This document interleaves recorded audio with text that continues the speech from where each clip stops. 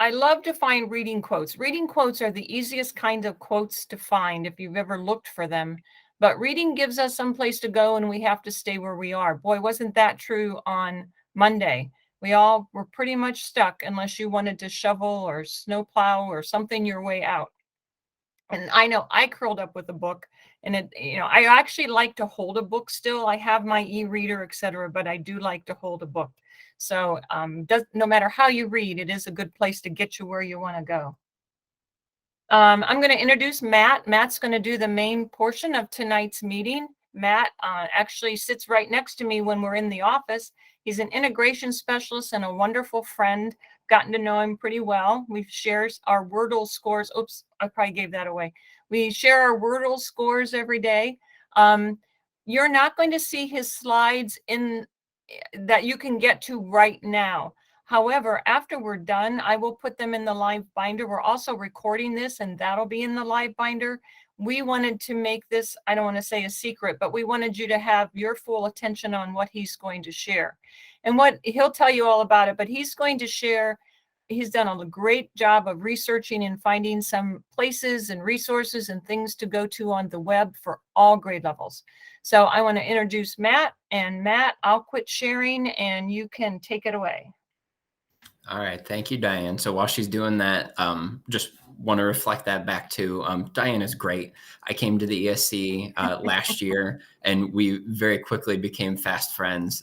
So this is just a ton of fun and I appreciate her having me to present to you all this evening.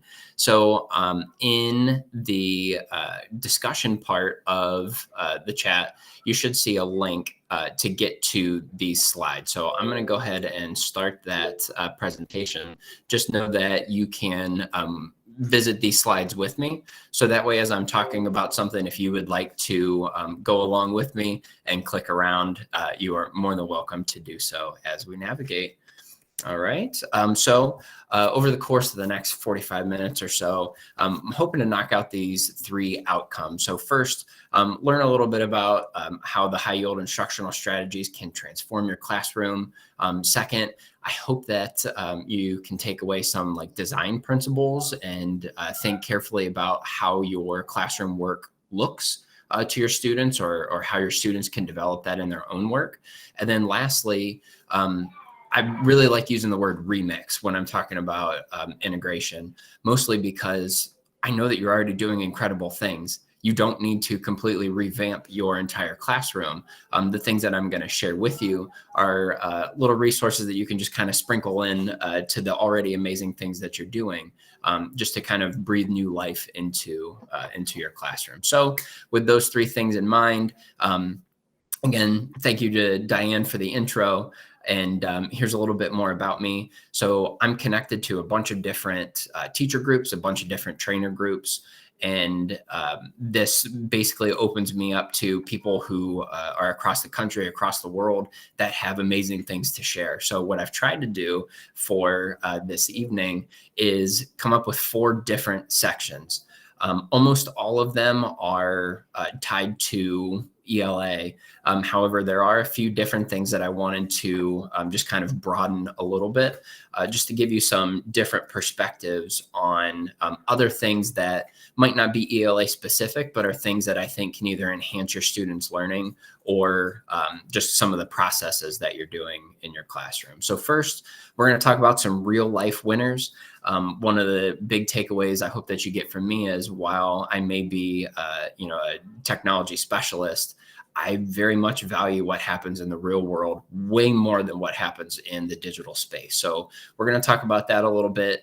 Second, we're going to talk about photo editing. I'm going to give up almost all of my secrets on how I edit things behind the scenes.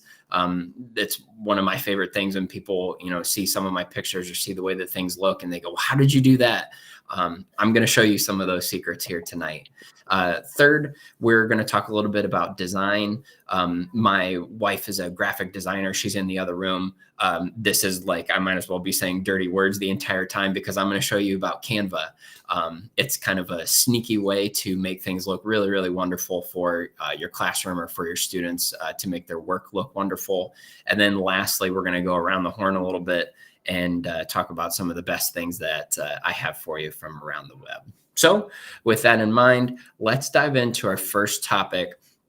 This is something that I try to shoehorn into almost every presentation that I do because I think it's such a wonderful resource. And this is K20 Learn. So I mentioned there a moment ago about how I very much value what happens in the real world.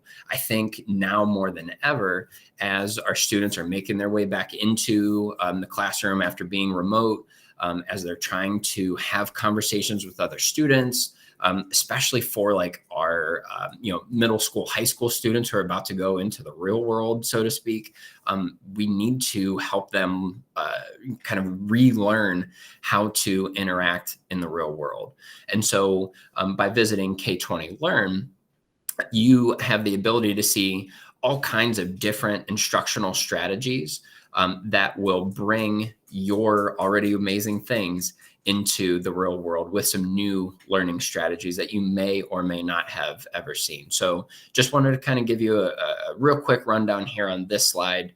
I know that this is kind of a K-12 group, which is awesome. So there are 77 strategies that are specific to elementary, 157 strategies that are specific to middle, and 174 strategies that are specific to high school. So there's literally something for everyone on K20 Learn. And the page that I sent you to is specific to those instructional strategies. Now you'll notice across the top here, there are a lot of other different sections. So I would definitely encourage you to take some time on here if you've never seen this before to explore those other areas. But essentially what we have are kind of like, they're like educational trading cards, as nerdy as that sounds. But basically, these are all instructional strategies that are proven winners. So this website was developed by the University of Oklahoma, and they have curated all of these different things. At the very top, you'll notice that there's a button that says filters.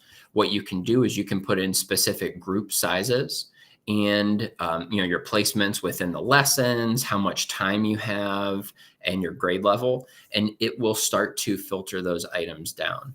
Now, I will say the broader you can be, the more return you're going to get. So if you try something that's like hyper specific, you may not find anything. But if you open it up at least to like a grade band, you can pretty much find things that will work with just about any lesson that you're trying to do. Now, I've said it before. I know that you're doing wonderful things. So think of K20 as a way that you can say, I feel really great about this lesson, but this 10-minute stretch here, I really could use a boost, or I'm really looking for something to kind of breathe new life into my lesson. So let's just do, for instance, let's say that I have like a 20-minute window that I'm trying to boost here within my classroom. You'll notice that it returned back 61 different results. And then as I make my way down, I get to see what all of those different strategies are that fit my parameters, my filter in this instance. So as an example, let's do this circle maps one, because this is one that I haven't seen. So this is good for preschool through 12. It gives me a little rundown, but when I click read more, it actually takes me to a whole page that's specific to this strategy. So you can see the information about the lesson up here in the top right. And then I see that trading card here in the center. When I select it, it kind of flips that trading card over. So think about like an old-timey, they still make them. Think about like baseball cards, right? So your baseball cards have all the stats on the back. That's essentially what I did, was I just flipped my card over. So this gives me a complete summary of what we're trying to do. And then it gives me a step-by-step process for how to execute this with your students. One of the things that I really appreciate this is they always cite their sources. So down here in the bottom, it tells you exactly where they pulled it from in case you wanted to explore a little bit further. Also, they give you related resources. So, hey, if you liked this thing, in our case, circle maps, then you may want to check out some of these other lessons, because circle maps will lend themselves to doing some of these other things. So if you wanted to create an account on here, you can kind of save those things that way. What I found is also nice is you can just download these as PDFs, and then you can just, create a folder within your Google Drive or whatever it may be to access those things at a later date. But like I said, this is such a wonderful way for you to bring kids back into the real world, to bring those conversations, bring those interactions back with really fun and engaging new strategies that we know will work. So definitely take your time on there. And like I said, check out those other tabs across the top for even more wonderful things. In our next section, I would like to talk a little bit about photo editing. So how can we make things look different, or like magically transform them for your classroom? And I have 4 different places here, but if you check the speaker notes, so like if you visited those slides along with me, if you check the speaker notes, I put even more. These are just 4 that I decided I wanted to highlight as a part of this conversation. So the first one that I'd like to share is Unsplash. This is almost always the very first place that I go to try and find images that I'm using for, slides, for docs, for my websites. This is the place that I go. It's really, really easy. You just click a thing in the top, type in what you're looking for. So in this instance, I'll use classroom. You'll notice that this first section here is trying to get you to buy things from iStock. That's not what we're doing. We're going to skip down here to where it says results for classroom on Unsplash. So everything that you see here, totally free, totally fair use. That means you don't have to worry about any copyright infringement. And obviously that's something that our districts are definitely looking at. So you may not know it, but many, many districts, especially in our area, have been hit with like copyright infringement things, and they can prove very, very costly. So by coming to a space like Unsplash, then you can find pictures that you could put, like I said, in any public space that you wanted to, any website, any presentation, any posters, any media for your class. These are all good to go. So the way that it works is when you find a picture that you want, you just hit this little downward facing arrow, and then it downloads that item. You can't see it because it's in the bottom for me, but that has downloaded that image for me. Now, if you wanted to, you could give that brand, in this instance, or that photographer a shout out, like in your in the final slides of a presentation, if that's what you're doing, or some kind of attribution. You have the ability to do that there.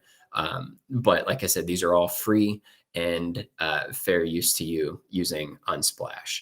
Very similarly, I'm not going to waste your time with it. FreePick will do pretty much the same thing. It's just a different library for those images.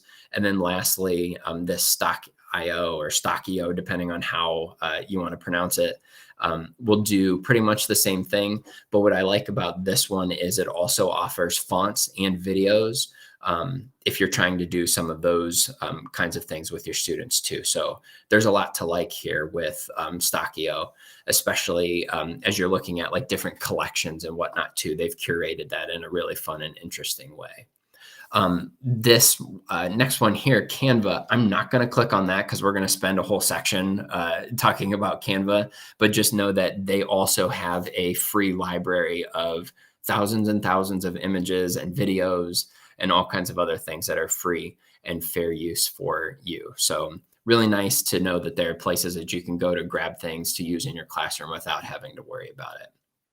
All right, now the next 3 that I have for you, it's straight up wizardry. You would have to know how to do Photoshop and all kinds of other things in order to execute the things that I'm about to show you. So the first one is called Cleanup Pictures. So you should be seeing this little GIF working up here in the top corner. Essentially what you do is if let's say that there is a really nice picture that you have of even of like your class, but a student is holding a book bag and it's blocking someone else in class. Or in this instance, you can see there's like a pencil on the way, but I really just want that, that document that's set there in the center. You basically paint the thing that you want to get out of your picture, and it removes it for you. So here's an example. I'm going to use one of the pictures that they have. It's this shoe. So I'm going to select that. And then you can choose your brush size if you'd like. But let's say I don't really care for these little arrows. So I'm just going to paint just like what you would with like an eraser tool. It uses its little AI, and then all of a sudden in a flash, that part is gone from the shoe. So you'll notice that there's like a little tiny mark here that you might be able to see, but for not having to worry about any kind of Photoshop or any kind of, real technical skill, this is about as good as it gets. It's pretty unbelievable. So it's a really fun place that you can go and, like I said, make an image appear that has never appeared before. You're really customizing those things out for you. The next two are very, very similar. They will remove the background from any image that you may have. So if you're really Matt, yeah, go it's ahead. me. It's Diane. I have a quick question. Sure. Does that picture have to be in any certain format before you do that? For cleanup pictures? Mm-hmm. So cleanup pictures should it be will work. JPEG or Yeah, yeah. Yep, either one of those will work. So JPEG, PNG, it'll allow you to go in, kind of paint those out, and you should be good to go. So it'll handle just about any image file that you may have. Okay, good question. Okay, so as we're looking at our next one, this is called Removebg. And like I mentioned there before, this is really similar to EraseBg. They're going to do the same thing. It's just kind of up to you to decide which one you like the best. They're both free. You don't really need this login or sign up. Don't worry about any of that. It's all free. But essentially, you can kind of see. So we'll click on this little cat guy, and the cat in the smaller image in the original had, this beachy looking, picture here. And then when I clicked on remove background, all of a sudden it just gives me the cat. So now I can choose to download this and I can place it somewhere else. It may not seem like it, but that can make a real difference. So I'm thinking about like if I'm using a slides presentation, maybe I want that cat to just be a part of my slides environment. Having that square, even if it's just like a white background around that cat, can be really distracting, or at least it makes your work look unfinished or unpolished. Whereas using something like this, if all you want is the cat, removing that background and now you have that cat to do whatever you want to with it digitally, that can make a big difference. And, this is a really nice way to get your kids excited about the work that either you're creating or that they are creating for you. So like I said, this the EraseBg will do pretty much the same thing. Just know that, pick the one that you like the best, and you can kind of roll from there. Okay, before we move on to our next section, are there any questions thus far?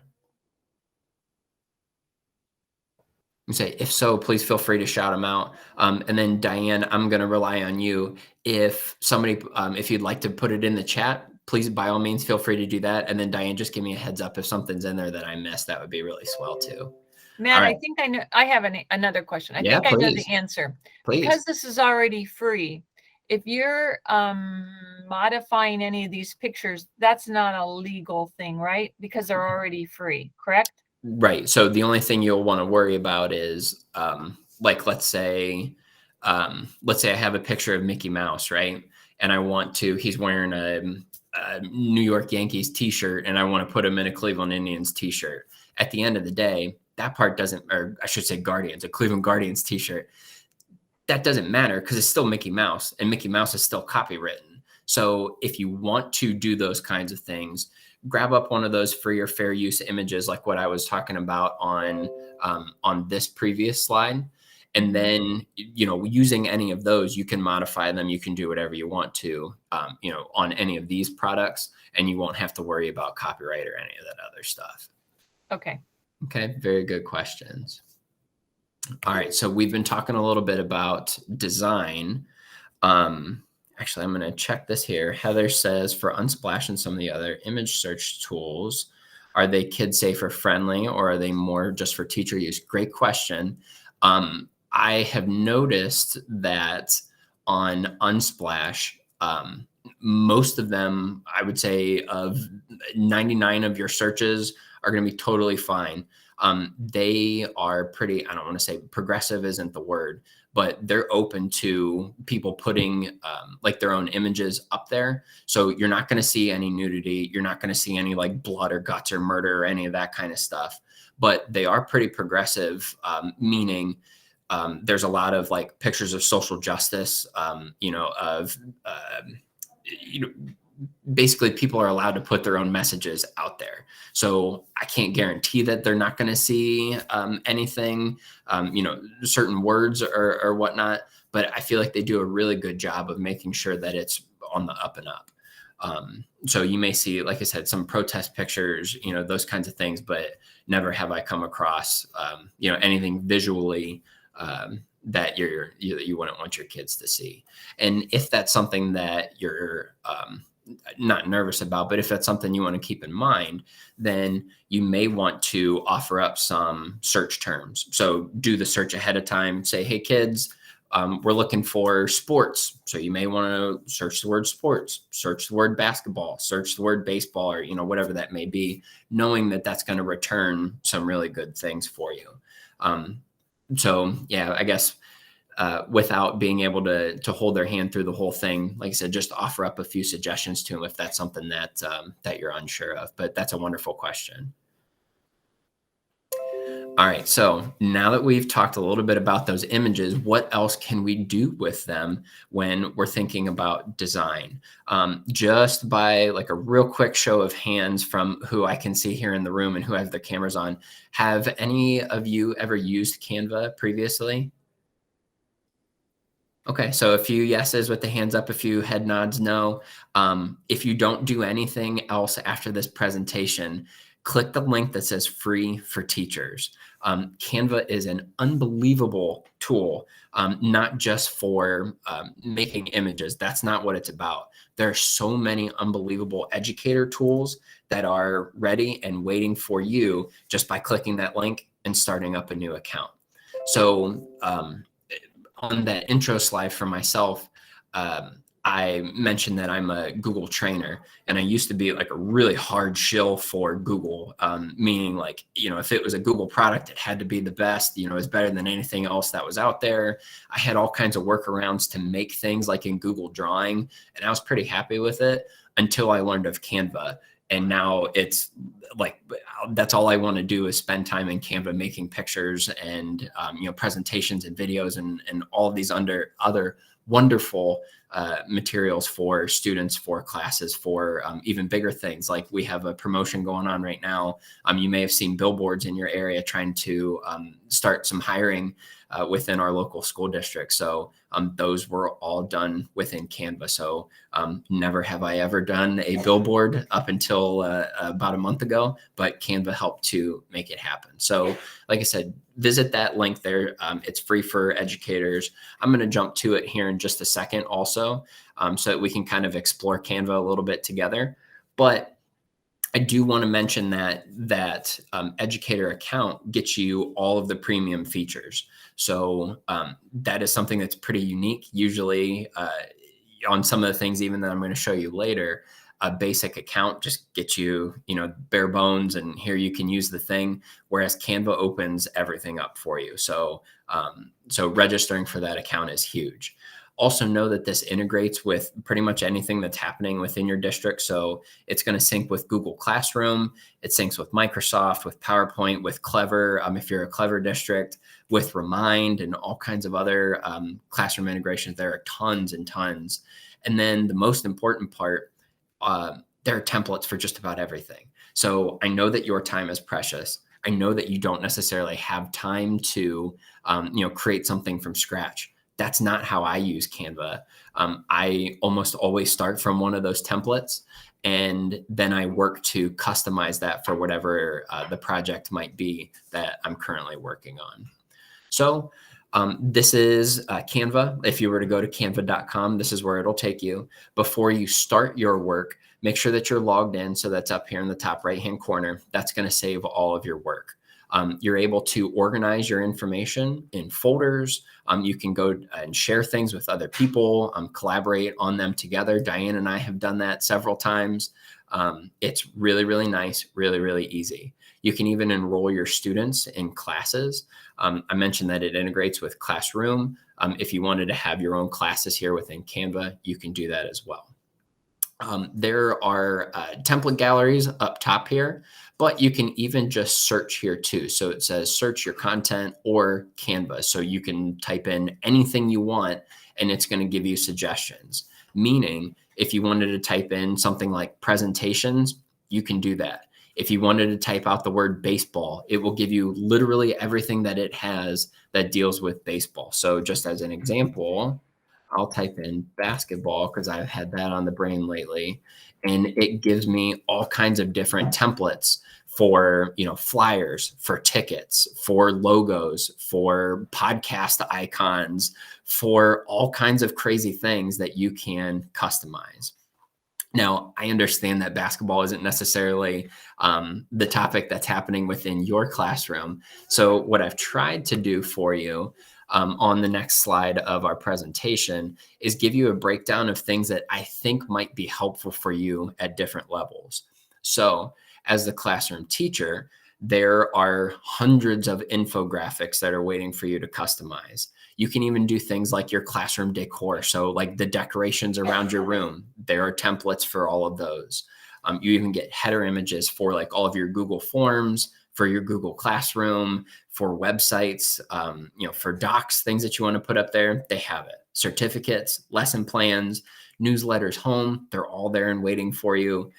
Even like Google Meet backgrounds, they have templates to make those look really cool as well.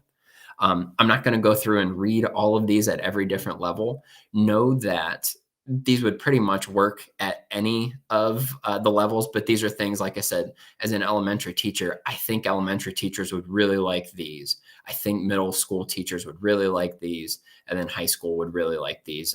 I tried to focus more on, like I said, like that life readiness in the high school area, just so that way, you're trying to have students make their own things at that level to prepare them for the real world. So it's pretty amazing. Just as a really, really quick tutorial, what I'll do is I'll click here on Infographic, and it brings up, this blank infographic. But like I said, I don't want you to create from scratch. I want you to be able to use one of the templates that they have available for you. So let's say that I want to, let's see, how to be happy. So I want to change this up. I like the look of this. Maybe I just want to change up the words a little bit to fit whatever I might be doing. So all I have to do is click in this area. This is a text box, and I can change anything I want to. So I can change it to this instead of that. I can do that with any of the other words. I can do that with any of these images that you're seeing laid on top as well. If I come over to elements, I can even add some more of my own. So if for whatever reason I wanted this gear to be a part of it, I can click and drag that gear over to be a part of my work as well. Now I do want you to take notice here up at the top. It has pulled these colors in because that's like the default color, but you can create your own custom color palettes. So for example, if you didn't want this shade of blue, right? This is an example that I use in almost all of my work. What I did was I just called this SC official. So these are the exact hex codes of our ESC colors. So this is the exact shade of red, of teal, of blue, of black. Yes, there are different shades of black. This is the one that we use in our logo. So at any point in time, if I wanted to create something that would match all of our other branding, I can select these. You'll notice that that gear now becomes the exact shade of blue. This is teal, but I want it to be our exact shade of green. I want this to be, the exact shade of black. I can customize all of those different things, which is really, really fun. Now, in some of our other tools we were talking about, we had mentioned about like transparent backgrounds and transparency. You can do that here too. So you can change up the transparency. That would make it so that there's nothing appearing behind the image. And I mean, you could really go to town. We could spend hours on here, talking about Canva. And I do want you to know that they have what they call like design academies. That are specific to educators as well. So be on the lookout on their website for those as well. They're really, really helpful. They, show a bunch of other tools and tips for this as well. So really, really fun things. If you have uploads, like other things that you want to use, you can bring those onto the platform as well. So you'll notice I was experimenting with some of those background removal tools that we have. So this is Joe Chaddock. I put him on a bunch of Google Meet backgrounds in picture frames and hiding in the corner. In one of them, I had him on this shoulder, and I had Marty on the other shoulder of our thing. So if you put your face just right, it looks like both of them are sitting on your shoulder, like the whole angel demon kind of type deal. So you can just be really silly. You can have all kinds of different things. But when you're ready, all you have to do is hit this little download button up in the top, tell it the kind of file you would like, and you download it to your device and off you go. So really, really slick, really, really easy for everyone to do something beautiful for your classroom. And that doesn't necessarily need to be just you creating for your kids. I'd really encourage you to put your kids on there and start talking a little bit about design with them too. So lots of really fun things can come out of that Canva discussion. So one last time, just I'll say it again. They're all on here for you. Do not create from scratch. Please use one of those templates and then you can customize it up. That was like the most unbelievable top level, like highest point conversation about Canva. We can go really, really deep into it. If this is an area that you're interested in exploring, be sure to check out my email, contact me. We can talk more about it. We can talk more about some of those more in-depth things that you can do. Okay.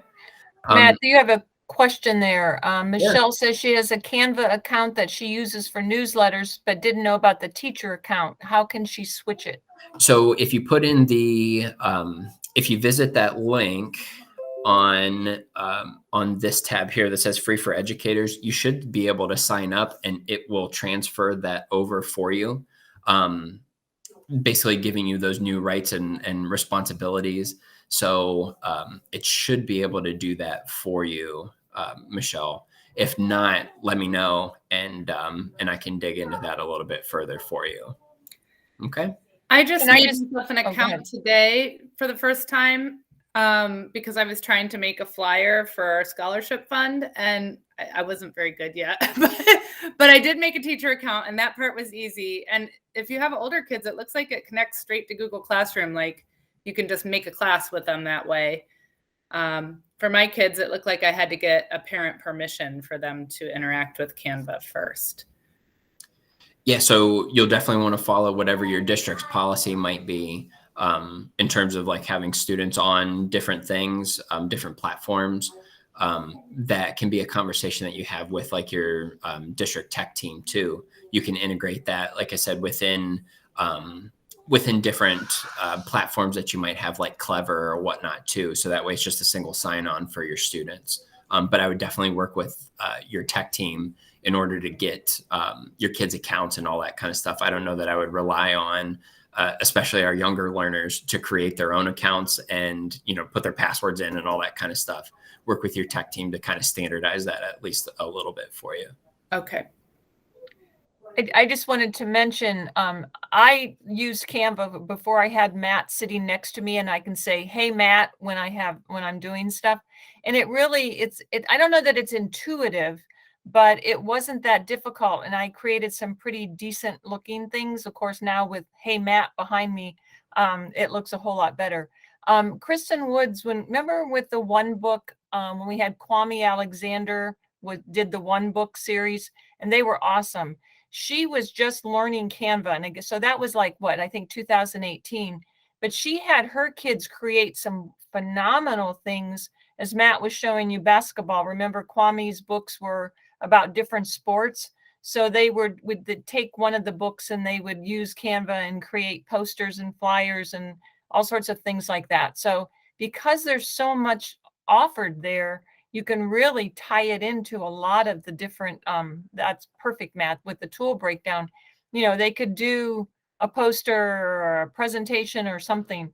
They were doing diaries on their own. They were trying to write in Kwame's style. And so they would illustrate a lot of them with Canva. It was pretty impressive. So they were probably used it a whole lot easier than what I did. Thanks, Matt.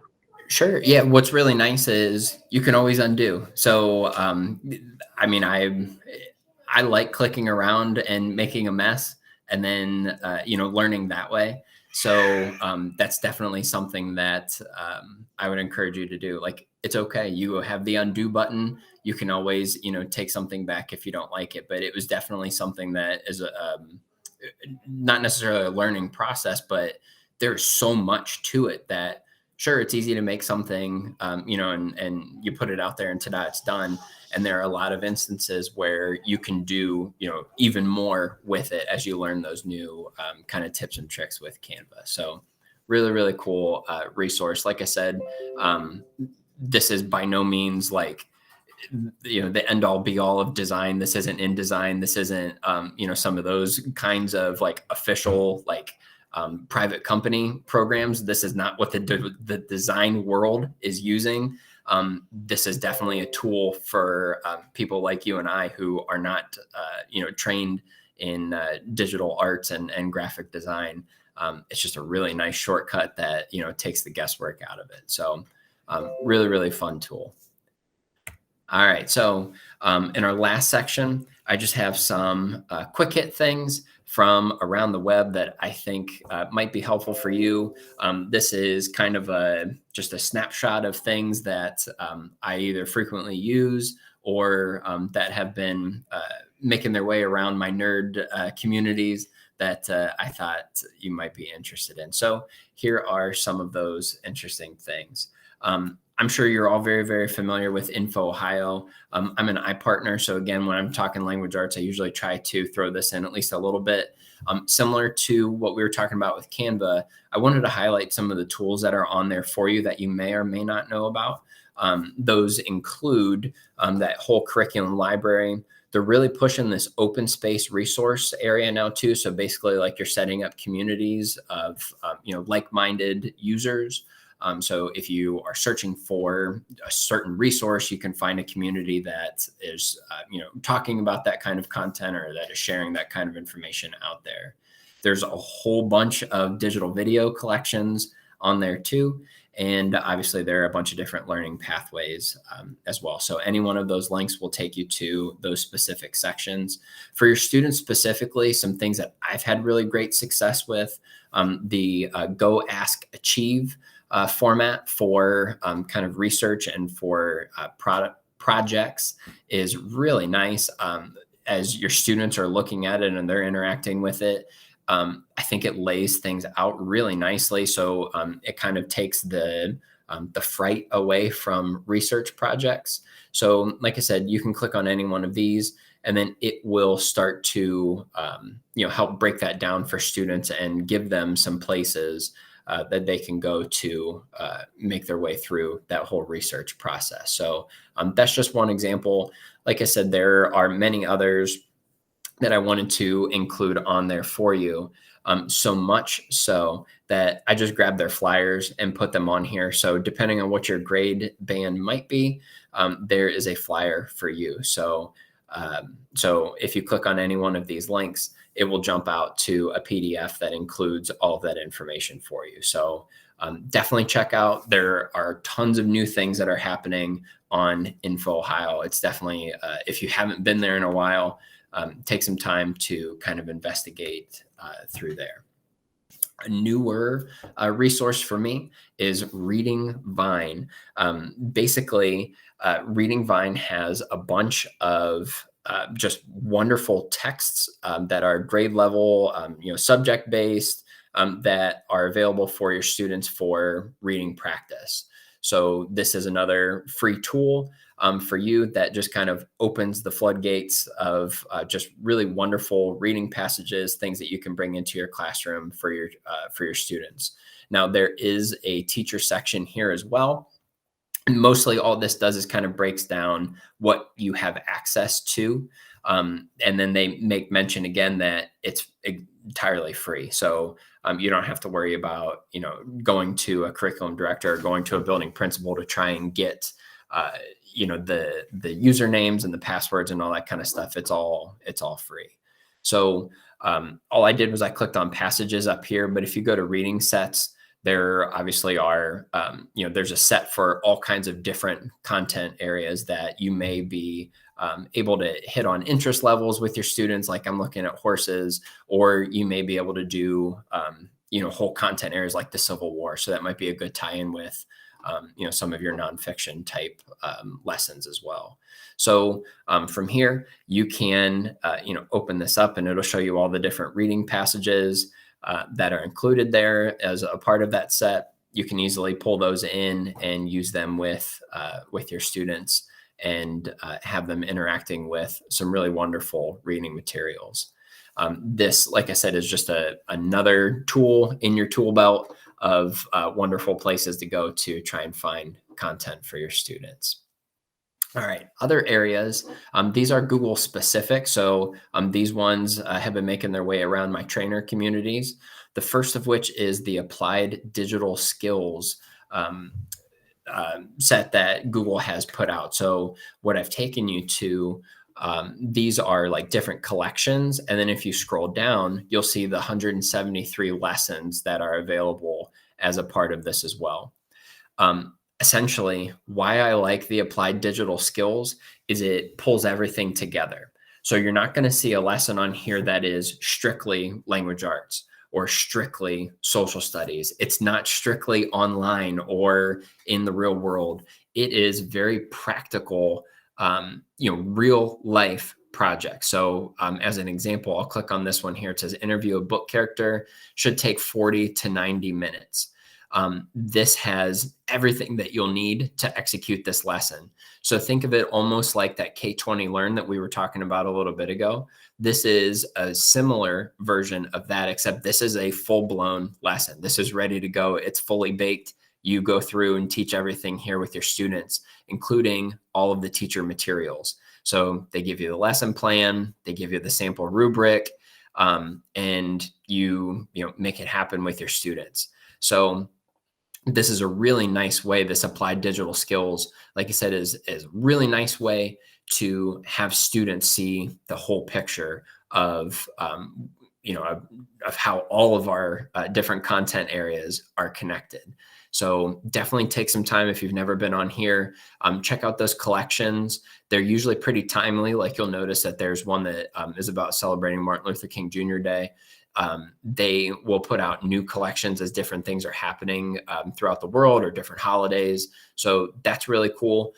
They also will make mention of the specific technology integration that is happening with each of those lessons too. So you're getting a nice mix of, it's not just a slides presentation every single time, or it's not just create a Google Doc every single time. They're opening you up to new tools and to experimenting with some different things.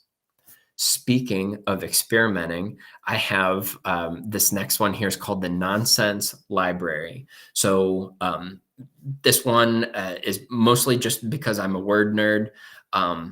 It's a project that they put out through Arts and Culture that uses like AI to like interact with and create like nonsensical words in a bunch of different ways. So you'll see that they're like, almost think of these like mini games or mini lessons.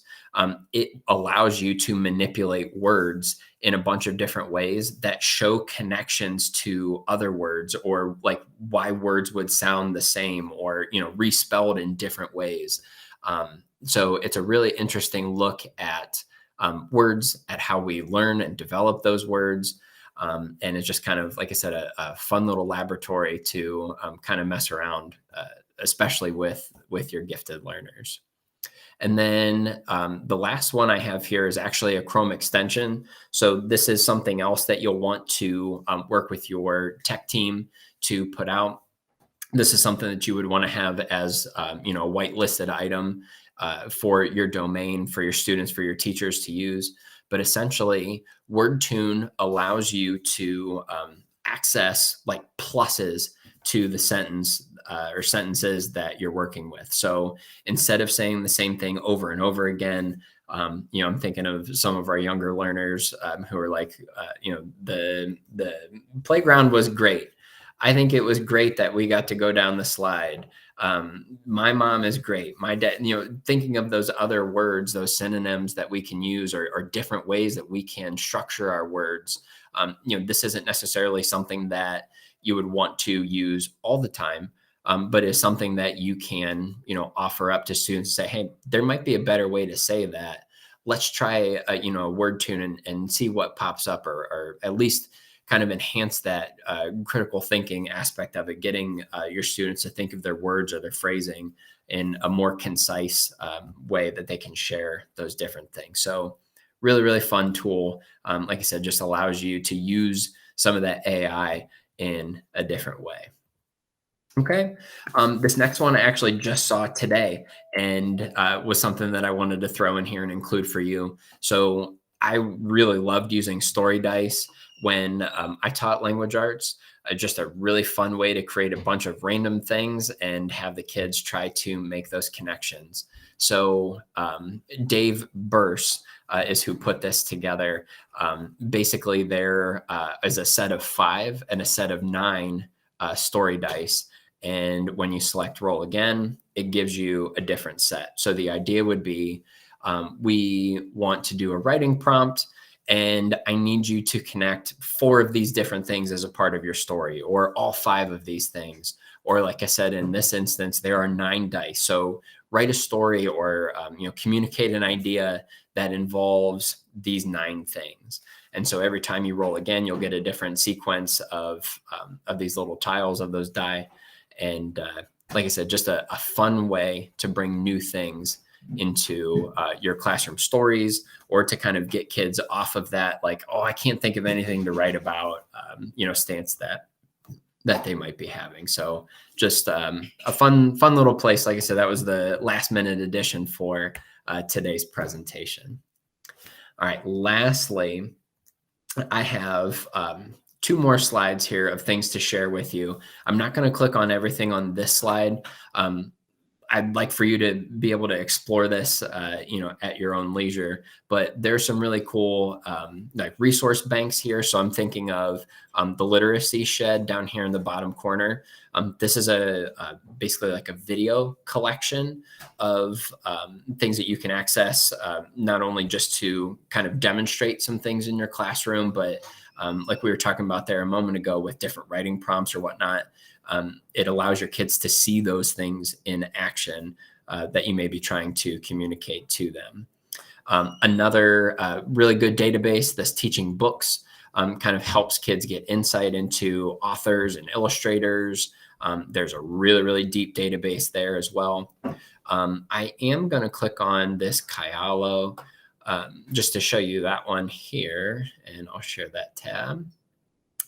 Basically, this they try to tie it to like social studies classrooms, but I just see social studies as nonfiction language arts. That's all it is. So basically, this allows you to create these different timelines. So I'll start this video. Welcome to Kialo. And you create these basically like a debate type platform for allowing students to communicate, their side of the argument, so to speak, and think about conversations and think about those pros and cons and think about what is the other side thinking, or how can I communicate my message better. Kialo kind of helps to build, like I said, those timeline looks. So in this example, here's your pro side, here's your con side, and allows you to think of those in a different way. So really nice platform. Can that be recreated elsewhere, like in slides or something different? Absolutely. But Kialo will make all that happen for you in just a different way. The mind mapping one here, this Sutori, this is the one I was just thinking of. I'm sorry. So this is the social studies one, the one that it's tied specifically to, because they see this as, like I said, that's just nonfiction language arts. That's all this is. But this is our timeline. So this is our actual, like, first I do this, and then this thing happens, and then this thing happens. And it's just a nice way to curate an informational area that your students can do, that you can do. You'll notice that there's some things over here on the side that allows you to embed like checks for understanding. But it's just a nice way to break up that slides idea, because I think our kids can get slided out quite a bit. So yeah, just a nice different platform that you can use. The last one that I want to show you here is the newspaper map. This kind of blew my mind a little bit. Basically, when you go to the newspaper map, this is a link out to every newspaper across the globe. So if I wanted to, I can move my map over here. I can zoom out and see even more, but this will provide a link to newspapers from all over the world. And this is nice if you're, thinking current events, if you're thinking, historical things, or if you just want to see what it's like in, a certain area. So for our example here, let me go down a little bit further. I can find our paper. It's just a nice way to, put kids on the ground. So, they're not necessarily able to visit all these places. However, with using something like this newspaper map, it's just a really nice way to find those, nonfiction materials to see, what's happening in a given area. And then last but not least, Diane mentioned it earlier, something that's super topical at the moment is Wordle. Is anyone else down the Wordle rabbit hole? All right, Heather, I saw it. Heather, did you play already today? You say you're still muted up, Heather. Yes, I played today, and we taught our students how to play with today's word. Perfect. I can say, so then you know the answer and Diane knows the answer, but we'll go through it here together as a group. Wordle is just a really fun word game. You'll see the keyboard down here at the bottom. Again, this is activating those critical thinking skills of your students to think about letters, to think about, different words, to expand their vocabularies. But essentially, you can type in any 5-letter word that you want, and you're trying to narrow down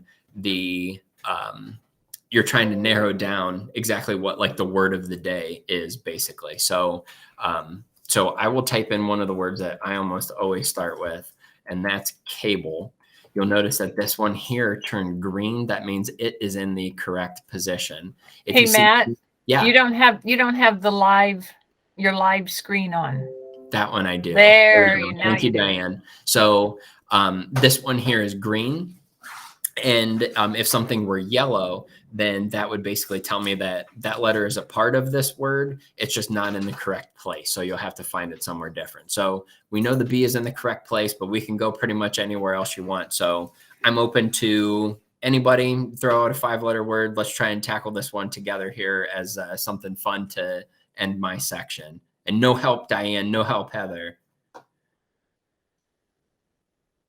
So you can either put something in the chat if you want to, or you can just unmute and share it with me, and I'll type it in there for us.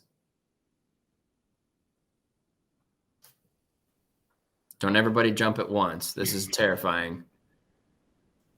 And it doesn't have to have the B in the correct place. I usually just go scattershot. Denise says build or stewed. Stood. Sorry. I can't read. All right, let's try build. All right, so we have the B. We know that that's supposed to be there, but none of these other letters. So if we look down below, the letters that we've already guessed have gone gray.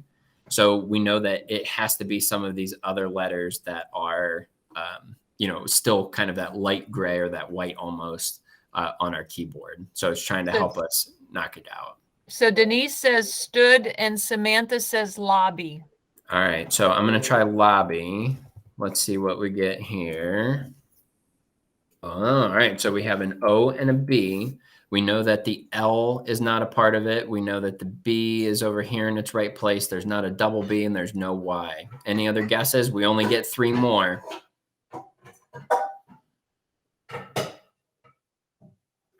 Wobble. Wobble. Love that one. Let's try it. See, it's not a word on our list, so that must not be how we spell wobble, right? So it's really nice to know, though. It kind of brought us that way we can't put just nonsensical words, to try and track things down. Any other guesses?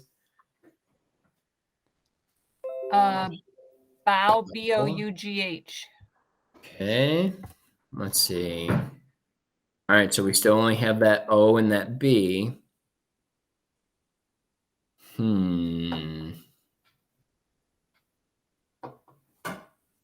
Diane, you want to give everybody a hint? You can use one of your green letters twice in the word. But it's not the B, because we already know that the B didn't go. So we have to use the O twice. And can you put the O and the B where they're supposed to be in the next line? Sure. Like, I feel like that helps. Yep. Yeah. I'm just going to put I don't know that that's it. I just want to put the O and the B here, but the N is just nonsense. So don't worry about that. That's just a placeholder. So knowing that they go there, your second syllable, the only vowel it can be is an O, because A, E, I, they're all grayed out. Christine says robot. Ooh, I like that. Let's try it. R-O-B-O-T. A for the day, gold star. Diane, give her an extra contact hour or something. I will. For getting it correct there. And so, I apologize. I left out some guesses, but yeah, I knew that was the answer. So I jumped ahead. That's okay. But what's nice about that is, Heather was able to jump in and say, well, I think it's this. And, we're starting to reason some of those things out. This is a fun conversation with your kids. It can be something that they can look forward to coming in, maybe not necessarily every day, because I think you'll probably get that student that comes in and says, well, I haven't played today, but secretly they know the answer and they yell it out as soon as they possibly can. But this is a really fun way for you. Like, you can customize this as well. Like, put it up on your whiteboard, create a digital version of this just for yourself and be able to say, to your students, well, this is in the right place, but this one isn't. This is, somewhere else in our word, and have them have those conversations.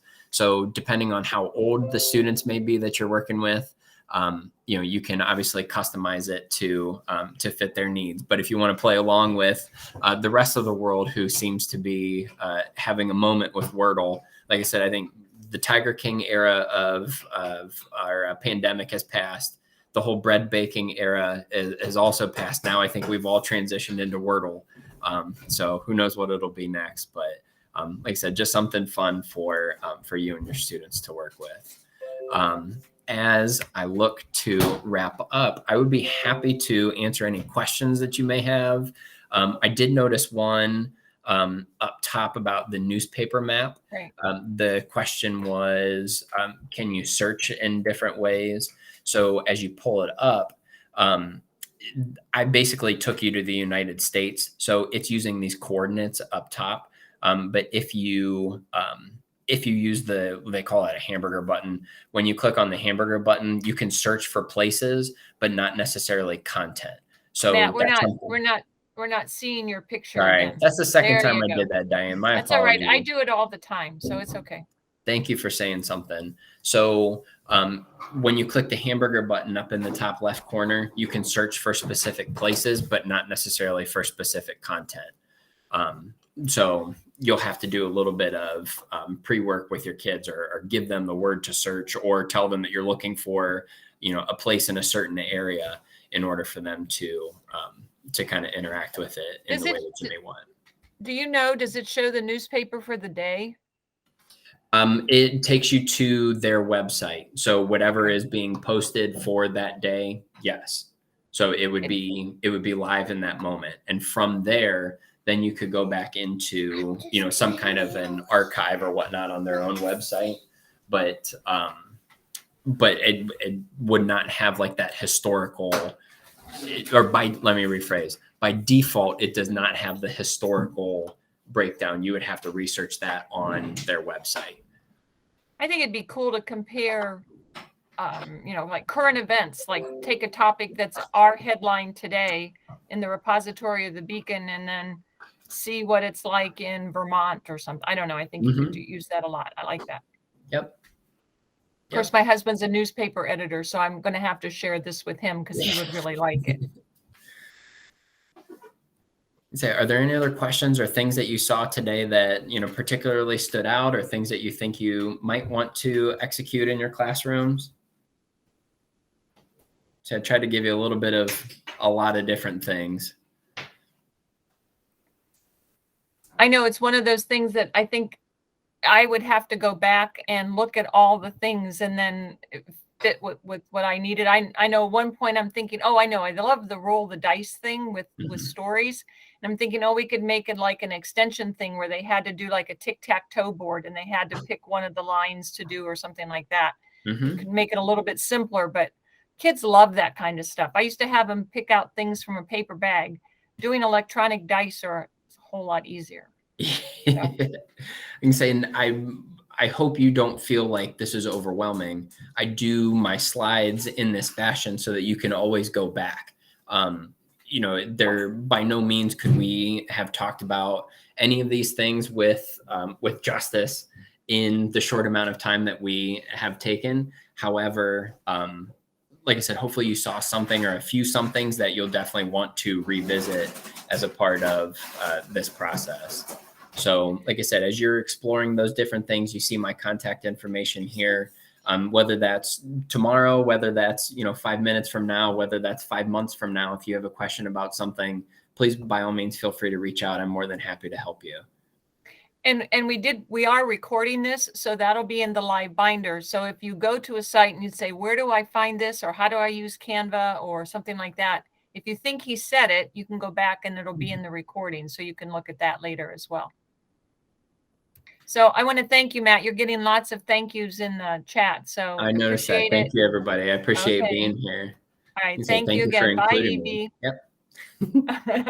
All right. Thanks. We're going to have a few more things. So if you want to unpresent, or I don't even know what the word is. Yep. I'll stop sharing my screen. Hey, Matt, can I ask you real fast before you leave us? Yeah, absolutely. Yeah. Would I be, as long as I give you credit, able to share any of your slides with staff that I work with? Yeah, by all means. You don't even have to give me credit. I don't care. Just if you want to put it on there, just as a, hey, if you have questions about this, because I know that you're already busy. So if you want to say, if you have questions, reach out, you know, to Matt and he'll be more than happy to help you. Okay, thanks. Okay, no problem. Yeah, but those slides are yours to do with as you please. Feel free to remix them to customize for your teachers. Appreciate it. Okay. Thanks again, Thank you so Matt. much, everybody. Take care. Have a good evening. You too. All right. Thanks.